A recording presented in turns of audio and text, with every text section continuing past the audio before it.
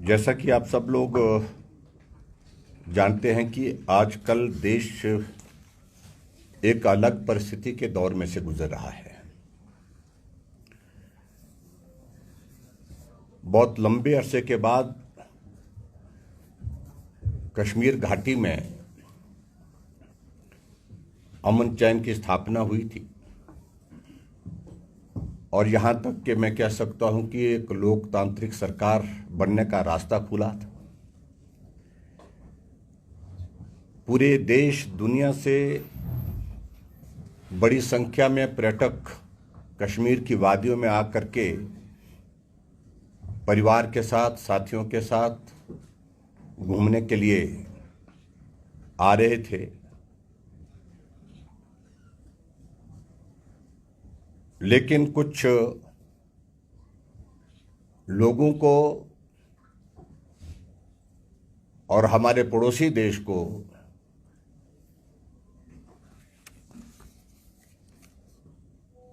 ये अमन चैन जो है वो ठीक नहीं लग रहा था। ऐसी परिस्थिति में एक घटना को बड़ा सुनियोजित तरीके से अंजाम दिया गया।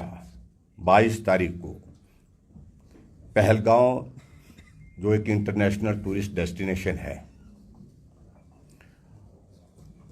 और बड़ी संख्या में वहां पर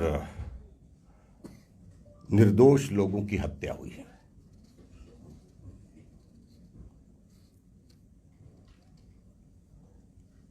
पूरा देश विचलित हुआ और पूरे देश में कश्मीर से कन्याकुमारी तक एक तरह का भाव, रोष का, आक्रोश का देखने को मिला है। और मैं इस बात को कह सकता हूं, देश के अंदर तक ही सीमित नहीं, पूरी दुनिया में इस घटना की सभी बड़े देशों ने निंदा की और निंदा करने के साथ साथ में हमारे देश के प्रधानमंत्री नरेंद्र मोदी जी के साथ, चाहे वो पत्र लिख करके, चाहे फोन द्वारा, भारत के साथ खड़े होकर के पूरा समर्थन और सहयोग देने की पेशकश भी की।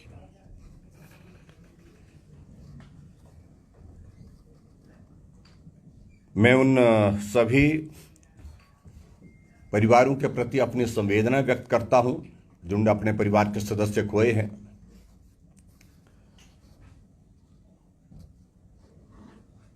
और निश्चित रूप से इस बात को प्रधानमंत्री जी ने बड़ा स्पष्ट कर दिया है कि जो लोग इसमें शामिल थे और जिन लोगों ने इस साजिश में हिस्सा लिया, उनको उनकी कल्पना से ज्यादा बड़ी सजा मिलेगी। हालांकि प्रधानमंत्री नरेंद्र मोदी जी उस वक्त अरब देश के प्रवास पर थे। उन्हें तुरंत दूसरे दिन अपना प्रवास स्थगित करके बीच में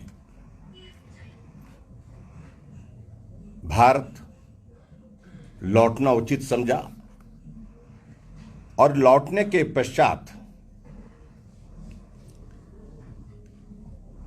अपने निवास पर पहुंचने से पहले ही एयरपोर्ट पर ही पूरी घटना की ब्रीफिंग ली, पूरी घटना की जानकारी ली, वरिष्ठ अधिकारियों के साथ बैठ करके।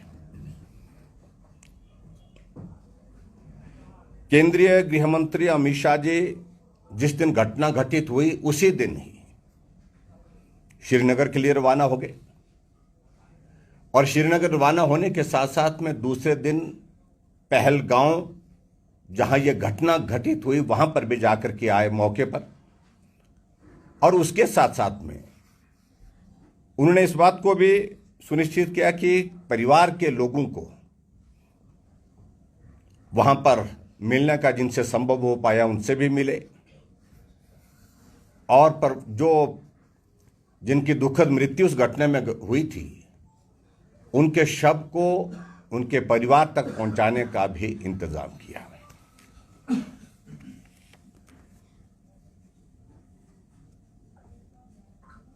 मैं इस बात को बड़ा साफ कहना चाह रहा हूं कि इस घटना की जितनी भी निंदा की जाए उतनी कम है।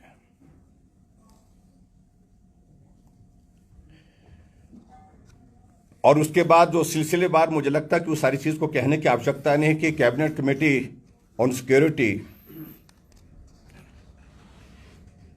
जिसकी अध्यक्षता आदरणीय प्रधानमंत्री नरेंद्र मोदी जी ने की, उसमें बहुत महत्वपूर्ण फैसले लिए गए।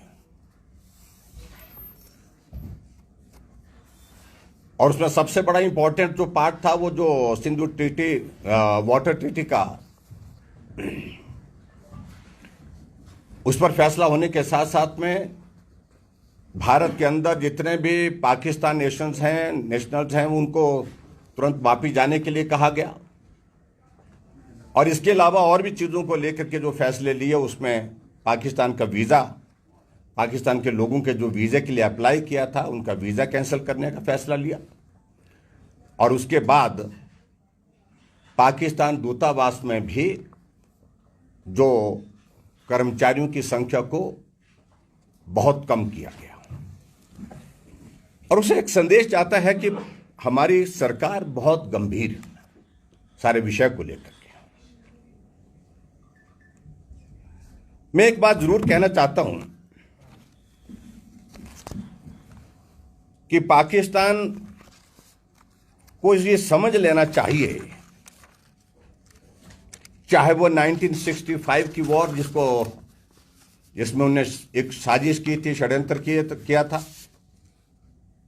उस वक्त भी मुंह की खानी पड़ी और उस वक्त भी पाकिस्तान बुरी तरह से हारा और हमारी भारत की सेना लाहौर के करीब पहुंच गई थी।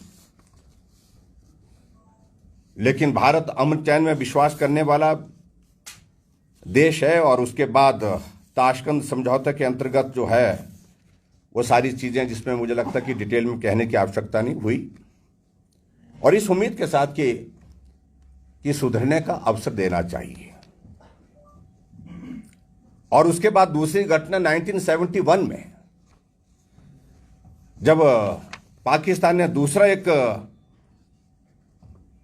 षड्यंत्र किया और उसका परिणाम उनको भुगतना पड़ा। पाकिस्तान के दो टुकड़े हुए और बांग्लादेश उस वक्त बना। इस बात को भी उनको ध्यान में रखना चाहिए।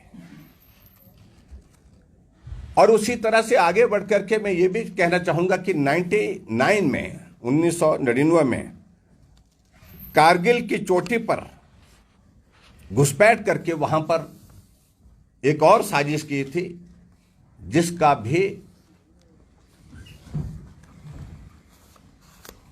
भारत की सरकार ने, उस वक्त हमारे देश के यशस्वी प्रधानमंत्री अटल बिहारी वाजपेयी जी ने मुंह तोड़ जवाब दिया था। हालांकि बहुत ज्यादा दबाव कुछ देशों ने डालने की कोशिश की थी, अमेरिका ने डालने की भी कोशिश की थी कि हम मध्यस्थता करते हैं, समाधान निकालते हैं, रास्ता निकालते हैं। लेकिन अटल बिहारी वाजपेयी जी ने उसमें बड़ा साफ शब्दों में कहा था कि सवाल ही पैदा नहीं होता है जब तक मेरी देश की धरती पर कोई दुश्मन है, तब तक के लिए एक एक दुश्मन को मैं मार गिराऊं ना गिराऊं, तब तक के लिए मैं कोई बात करने के लिए तैयार नहीं। ये सारी चीजें एक संदेश देती है कि पाकिस्तान ने जब भी इस प्रकार की घटना दी है तो वो एक्सपोज भी हुआ है और उसको मुंह की खानी पड़ी है। और उसके बाद में आगे बढ़कर के मैं ये भी कहना चाहता हूं, 26/11 की घटना हुई और उसमें भी पाकिस्तान एक्सपोज है, बुरी तरह से एक्सपोज है। यह भी आपको मान करके चलना पड़ेगा। और ऐसी सूरत में अभी तक भी पाकिस्तान अपनी हरकतों से बाज नहीं आया। एक घटना को और भी अंजाम दिया था उनने 18 सितंबर 2016 को, और जिसमें उड़ी सेक्टर में हमारे देश के जवान जो रात के निद्रा में थे कैंप में अपने, उनके ऊपर हमला किया था। 18 जवानों की उसमें मृत्यु हुई थी। रात को हमला किया था पाकिस्तान ने,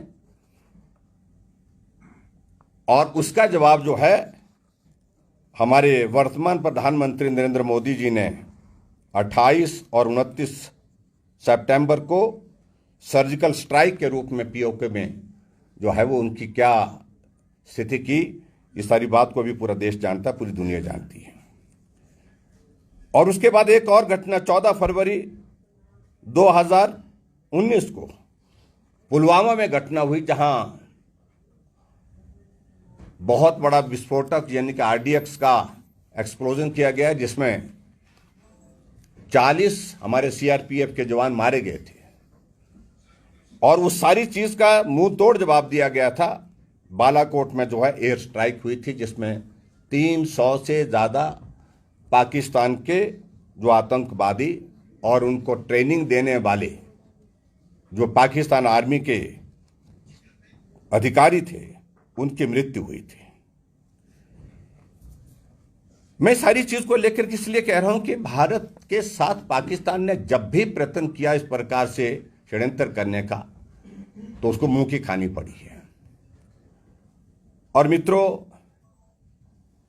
मुझे इस बात को लेकर के दुख है कि एक तरफ पूरी दुनिया भारत के साथ खड़ी है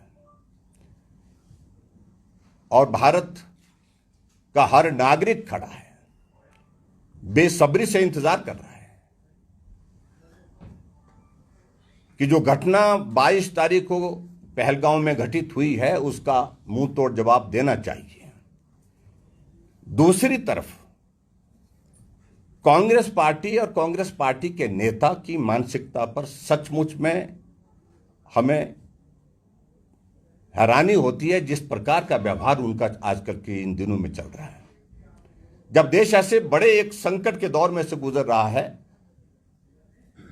पूरी दुनिया साथ दे रही है, पूरे देश का हर नागरिक साथ दे रहा है, लेकिन उसके बावजूद कांग्रेस के नेता, कांग्रेस के नेताओं के साथ साथ कांग्रेस के कुछ लोग इस प्रकार से व्यवहार कर रहे हैं, इस प्रकार से बात कर रहे हैं, जैसे कि वो भारत के साथ नहीं हैं आज की इस क्रूशियल घड़ी में, बल्कि एक तरह से संदेश ऐसे दे रहे हैं कि वो पाकिस्तान के साथ हैं। यह सचमुच में बहुत बड़ी चिंता का विषय है और मैं हैरान होता हूं इस बात को लेकर के। पिछले कल सोशल मीडिया में एक तस्वीर अपलोड की गई और ट्विटर पर मेरा यह मानना है कि वो जिसमें सिर नहीं था,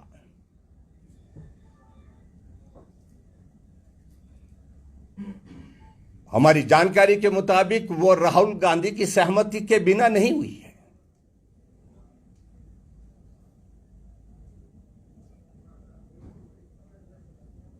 और पूरे देश भर में थू थू हुई है कांग्रेस की उस बात को लेकर के, उस पोस्ट को लेकर के। आखिर वो क्या संदेश देना चाह रहे हैं? और जब देखा कि चारों तरफ से जो है पूरी दुनिया, पूरा देश थूक रहा है कांग्रेस के इस कारनामे पर, ऐसी सूरत में शाम को जाकर के वो पोस्ट जो है वो सोशल मीडिया हैंडल से डिलीट की गई। आखिरकार विवश होना पड़ा उनको। आज देश का मूड उनको समझ में आ गया।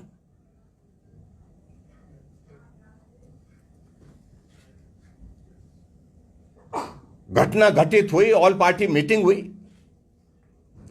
ऑल पार्टी मीटिंग में सारी ब्रीफिंग जो है हमारे केंद्र के मंत्री, गृह मंत्री, राजनाथ सिंह जी, डिफेंस मिनिस्टर, इन सब लोगों ने वहां पर दी है। लेकिन उसके बावजूद भी हमको हैरानी इस बात को लेकर के है कि इस तरह के प्रश्न ऐसी घड़ी में खड़े करने का कोई प्रश्न बनता नहीं था, लेकिन फिर भी उसके बावजूद किए जा रहे हैं। क्या उनको यह मालूम नहीं, जब 26/11 की घटना हुई थी,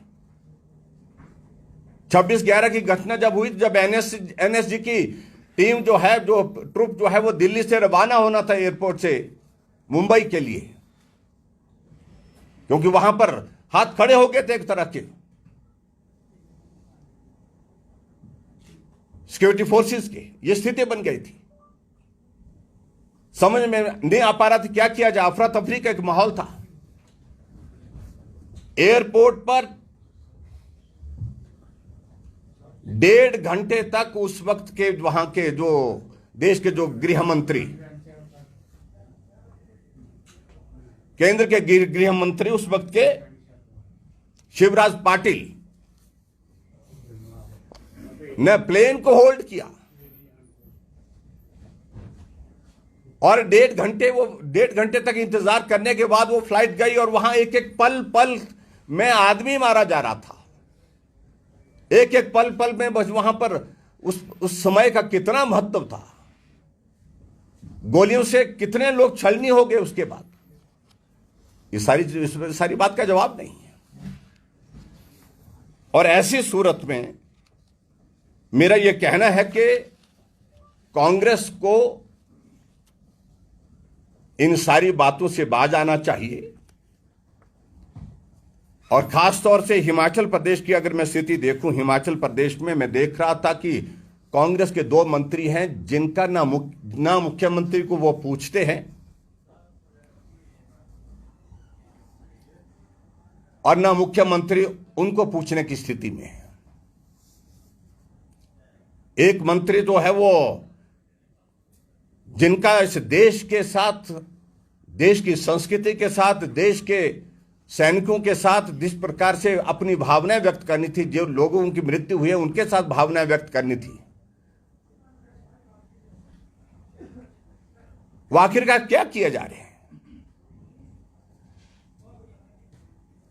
और क्या ऐसे मंत्री को हिमाचल प्रदेश के मंत्रिमंडल में रहने का अधिकार है?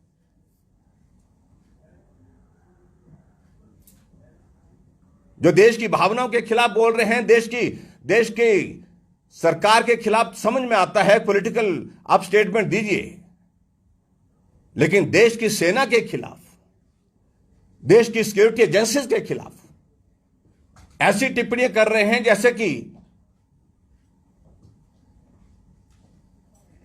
जो बोल रहे हैं कि भाई ये छोटी छोटी बातें हैं, इन सारी चीजों से आखिरकार पाकिस्तान क्या करेगा, पानी से रुकने से क्या होने वाला है। जैसे उनसे पूछ करके सारी चीजें तय करनी है केंद्र सरकार ने। मैं समझता हूं बहुत दुर्भाग्यपूर्ण है, क्योंकि वो मंत्री बोलने के आदी हैं और एक तो उम्र के एक पड़ाव पर हैं, हमारा उनके प्रति सम्मान है, लेकिन उनको मालूम नहीं पड़ता कि वो क्या बोल रहे हैं। और जब जब भी देश के ऊपर संकट आया है, हमारी पार्टी के नेतृत्व ने सॉलिडेरिटी शो की है और चट्टान की तरह देश के साथ खड़े हैं।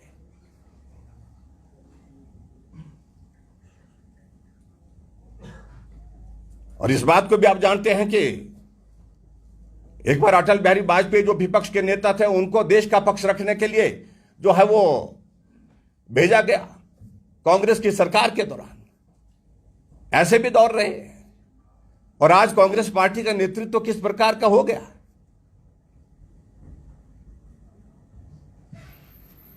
एक तो सबसे बड़ी बात है कि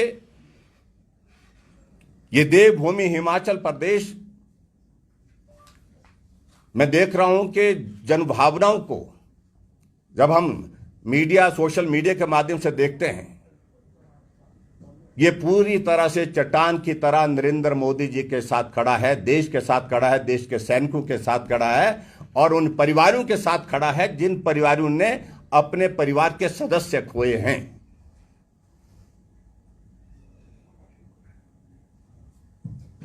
और एक तरफ से कांग्रेस पार्टी के कुछ नेता और विशेष तौर से जो उनके एक मंत्री हैं जिनको कुछ भी बोलने की आदत है, और वो जो बोलते हैं बहुत बेशर्मी से बोलते हैं।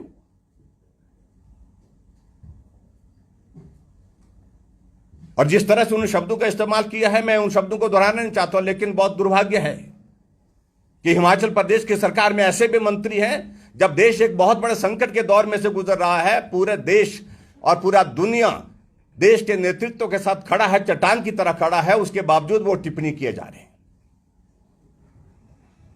आप किसको कमजोर करना चाह रहे हैं? अपनी बातों के माध्यम से आप क्या संदेश देना चाह रहे हैं?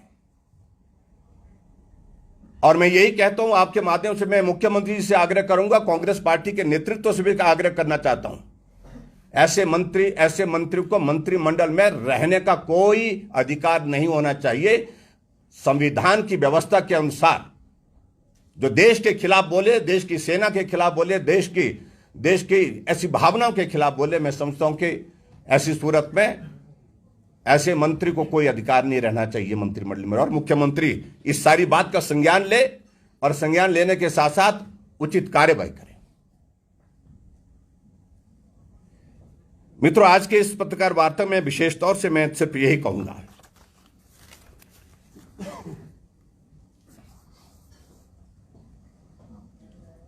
कुछ बड़ा होने वाला है, निश्चित रूप से इसको बड़ा स्पष्ट शब्दों में कह रहा हूं।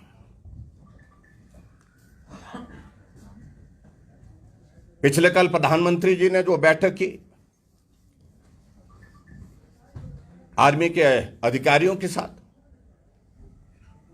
रक्षा मंत्री जी के साथ, उसमें उन्होंने बड़ा स्पष्ट संदेश दे दिया है कि भारत की सेना को अब कार्रवाई करने के लिए खुली छूट है। इससे ज्यादा क्या बोलेंगे?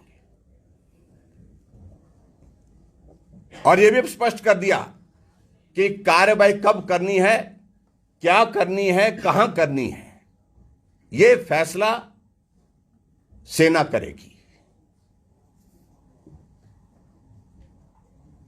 और उसके पश्चात आज आप देख रहे होंगे, आज सुबह से शाम तक बहुत महत्वपूर्ण, यानी मैं कह सकता हूं कि बहुत महत्वपूर्ण दिन है आज का, जो क्रूशियल डे है ये। आज 4 महत्वपूर्ण बैठकें हैं। कैबिनेट कमेटी ऑन सिक्योरिटी, जो प्रधानमंत्री जी की अध्यक्षता में होनी है,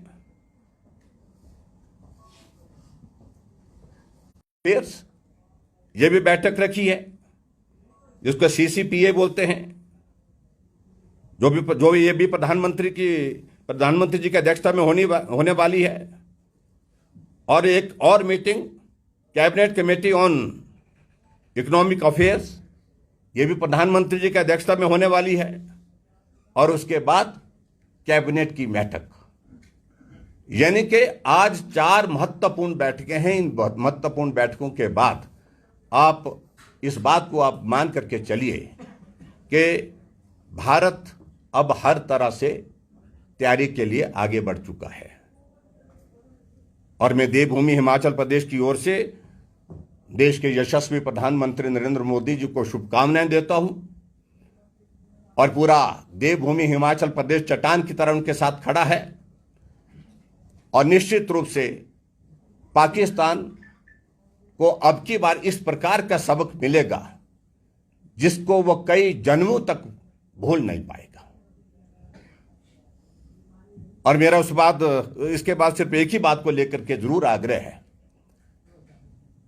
कि हिमाचल प्रदेश के मुख्यमंत्री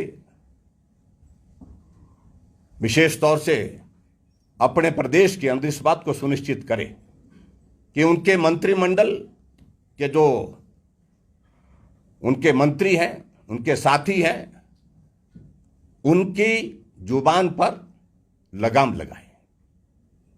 मुझे ये शब्द कहने पड़ रहे हैं, इसलिए कहने पड़ रहे हैं कि कोई भी देश का नागरिक आज ऐसे लोगों को माफ करने वाला नहीं है।